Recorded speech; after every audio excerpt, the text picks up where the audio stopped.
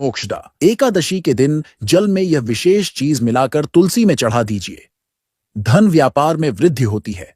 दोस्तों, मोक्षदा एकादशी का बहुत महत्व है।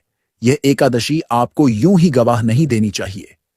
मोक्षदा एकादशी पर यदि आप यह छोटा सा कार्य कर लेते हैं तो समृद्धि की आपके यहां कमी नहीं होगी, बल्कि और बढ़ेगी। व्यापार हो, रोजगार हो, सब में वृद्धि होती है। आइए जानते हैं दोस्तों, इस साल मोक्षदा एकादशी 11 दिसंबर को पड़ रही है। मोक्षदा एकादशी का व्रत भगवान विष्णु की पूजा के लिए बहुत खास माना जाता है। इस दिन व्रत करने से भगवान विष्णु की कृपा प्राप्त होने के साथ ही आपके पितरों के लिए मोक्ष की प्राप्ति का रास्ता भी सुगम होता है। यह व्रत मार्गशीर्ष माह के शुक्ल पक्ष की एकादशी तिथि को होता है और इस दिन पितरों के नाम से उनकी प्रिय वस्तुओं का दान करने का भी खास महत्व शास्त्रों में बताया गया है। इसी दिन भगवान श्री कृष्ण ने अपने प्रिय सखा अर्जुन को गीता का उपदेश दिया था। इस कारण से मोक्षदा एकादशी के दिन गीता जयंती का पर्व भी मनाया जाता है।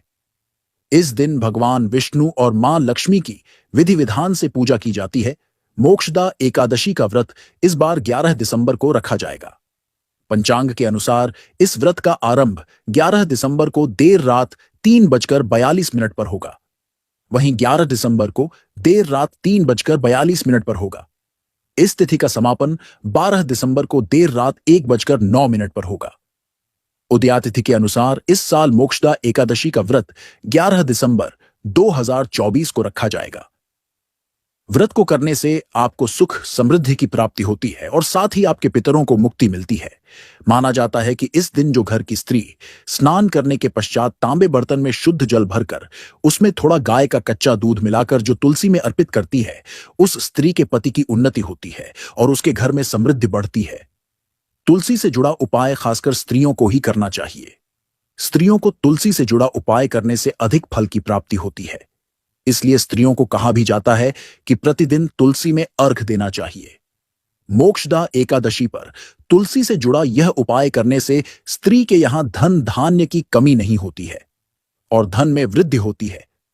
ऐसी स्त्री का पति तरक्की करता है। उसकी दुकान हो, चाहे व्यापार हो, चाहे कोई रोजगार क्यों ना हो, वृद्धि देखने को मिलती है। इसी के साथ ही मोक्षदा एकादशी पर गौ माता को आप हरा चारा खिला सकते हैं। यह भी समृद्धि को आपके यहां बढ़ा देता है। गौ माता से जुड़ा यह उपाय मोक्षदा एकादशी के दिन जरूर करें। हरा चारा इस दिन गौ माता को जरूर खिलाएं।